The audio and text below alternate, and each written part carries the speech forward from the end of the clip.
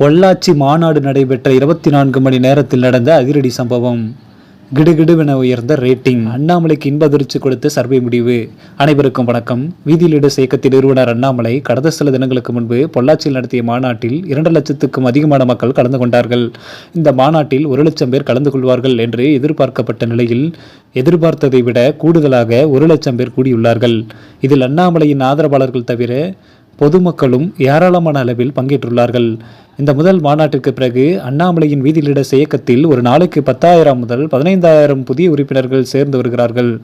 இதற்கு முன்பு தினசரி 1000 முதல் 1500 பேர் மட்டுமே புதிதாக சேர்ந்து வந்த நிலையில் இன்றைக்கு 15,000 பேர் ஒவ்வொரு நாளும் தங்களை உறுப்பினர்களாக இணைத்துக் கொள்கிறார்கள்.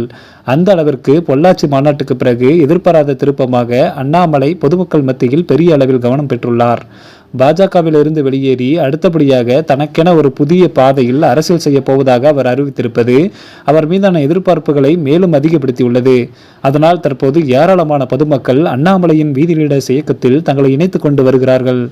மேலும் இந்த மாநாட்டை அண்ணாமலை நடத்திய விதம் பெரும்பாலானோரை கவர்ந்துள்ளது. வழக்கமான அரசியல் மாநாடுகளில் மிகப்பெரிய சலசலப்புகளும் சச்சரவுகளும் ஏற்படும். ஆனால் அண்ணாமலை நடத்திய மாநாடு எந்தவித சர்ச்சைகளும் இல்லாமல் அமைதியான முறையில் நடைபெற்றுள்ளது. அந்த அளவிற்கு சமூக நோக்கம் கொண்டவர்கள் ஏராளமானோர் இந்த மாநாட்டில் பங்கேற்றுள்ளார்கள். இந்த நிலையில் பொள்ளாச்சி மாநாட்டுக்கு பிறகு வீதி லீடர்ஸ் இயக்கம் சார்பில் தமிழ்நாடு முழுக்க ஒரு கருத்து கணிப்பு நடத்தியுள்ளார்கள். அதில் அண்ணாமலையின் புதிய கட்சி குறித்து உங்களுடைய கருத்து என்ன, அவரை எதிர்காலத்தில் முதலமைச்சராக ஏற்பீர்களா என்பன உள்ளிட்ட பல கேள்விகள் கேட்கப்பட்டன. அப்போது அண்ணாமலை குறித்து பொதுமக்கள் கூறுகையில், அவர் அரசியலுக்கு வந்த ஆரம்ப காலத்திலிருந்து சமூக நோக்கத்தோடு செயல்பட்டு இருக்கிறார். ஊழலுக்கு எதிரான நடவடிக்கைகளில் பெரிய அளவில் ஈடுபட்டு இருக்கிறார். திமுக ஆட்சியில் இருந்தபோது அக்கட்சியை சார்ந்த பெரும் புள்ளிகளை அவர்களின் ஊழல்களை அம்பலப்படுத்தி டிஎம்கே ஃபைல்ஸ் வெளியிட்டார். இப்படி அண்ணாமலை ஊழலுக்கு எதிரான அரசியலை உள்ளெடுத்து வருகிறார். அதனால் அவருக்கு நாங்கள் ஆதரவு கொடுப்போம். அவர் தமிழகத்தின் முதலமைச்சராவதற்கு அனைத்து தகுதிகளும் உடையவர் என்று பெருவாரியான மக்கள் அண்ணாமலைக்கு உற்சாகம் அளிக்கும் வகையில் கருத்து கணிப்புகளை கூறியுள்ளார்கள்.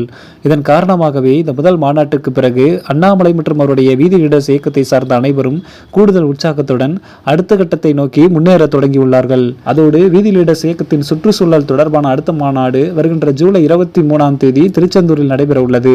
இதற்கான பூமி பூஜை விழா ஜூலை 14ஆம் தேதி நடைபெற உள்ளது. குறிப்பாக முதல் மாநாட்டை எப்படி பெருவாரியான இளைஞர்கள் கலந்து கொண்டார்களோ அதே போன்று அடுத்து 2வது மாநாட்டில் தென் மாவட்டங்களை சேர்ந்த ஏராளமான இளைஞர்கள் களமிறங்கியிருப்பதாக தகவல்கள் வெளியாகியுள்ளன.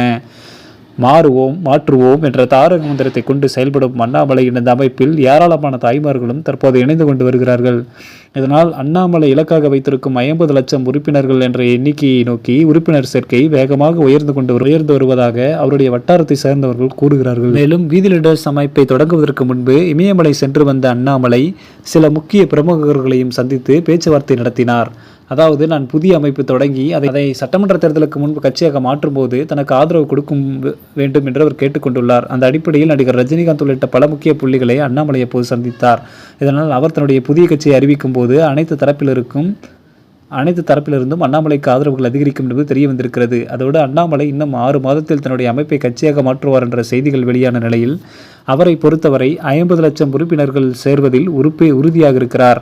50 லட்சம் பேர் என்னுடைய இயக்கத்தில் உறுப்பினர்கள் ஆனால்தான் என்னை மக்கள் அரசியலுக்கு அழைக்கிறார்கள், ஆட்சி அதிகாரத்தை கொடுப்பதற்கு தயார் செய்கிறார்கள் என்று உறுதியாகும் என்று அவர் கூறி வருகிறார். மேலும் அண்ணாமலை கட்சி தொடங்குவதற்கு இன்னும் 2 ஆண்டுகள் ஆகலாம் என்றும் 2031ஆம் ஆண்டு சட்டமன்ற தேர்தல் அவருடைய முக்கிய இலக்கு என்பதால் 50 லட்சம் உறுப்பினர்கள் சேர்ந்த பிறகே புதிய கட்சி என்கின்ற முடிவில் அண்ணாமலை உறுதியாக இருப்பதாகவும் தகவல்கள் வெளியாகியுள்ளன. மக்களை இந்த செய்தி குறித்து உங்களுடைய கருத்துக்களை கமெண்ட் வாயிலாக தெரிவியுங்கள். மேலும் இது போன்ற உடனுக்குடன் இருக்கக்கூடிய அரசியல் சார்ந்த செய்திகளை தெரிந்து கொள்ள மறக்காமல் நம்ம சேனலை சப்ஸ்கிரைப் பண்ணிக்கோங்க. நன்றி.